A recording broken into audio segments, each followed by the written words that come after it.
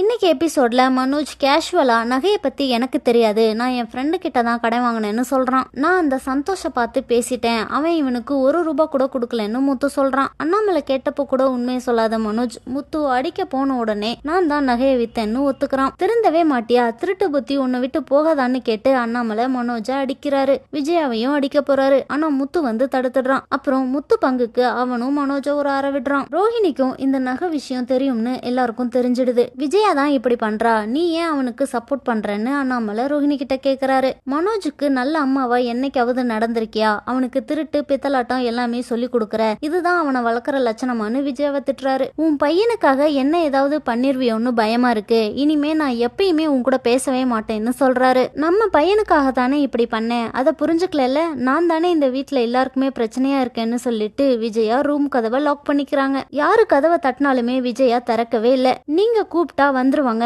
கூப்பிடுங்கன்னு சொல்லி எல்லாரும் அண்ணாமலை கிட்ட சொல்றாங்க. ஆனா அவரு எதுவுமே சொல்லாம அமைதியா இருக்காரு. மீனா முத்து கிட்ட நீங்க போய் மாமா கிட்ட பேசுங்கன்னு சொல்றா. முத்துவும் மீனாவும் அண்ணாமலை கிட்ட பேசலான்னு போறாங்க. ஆனா அண்ணாமலை இன்னும் விஜயா மேல கோவமா தான் இருக்காரு. முன்னாடி எனக்கு தெரியாம வீட்டு பாத்திரத்தை அடகு வச்சா, இப்ப மீனாவோட நகையை வித்துட்டு ஒண்ணுமே தெரியாத மாதிரி என்னமா நடிப்பு நடிக்கிறான்னு திட்டுறாரு. முத்து எவ்வளவு சொல்லியும் அண்ணாமலை கேட்கவே இல்லை. இது எனக்கும் என் பொண்டாட்டிக்கும் இருக்க விஷயம், நீ தலையிடாதன்னு சொல்லிட்டாரு. மாமா இப்படி சொல்லிட்டாரே, என்ன பண்றதுன்னு மீனா கேக்குறா. இப்போ எல்லாரும் முன்னாடியும் மாட்டினது அவங்களுக்கு அவமானமா இருக்கும், கொஞ்ச நேரம் விட்டா வந்துருவாங்கன்னு முத்து சொல்றான். என்ன நடக்க போகுதுன்னு நாளைக்கு எபிசோட்ல பார்க்கலாம்.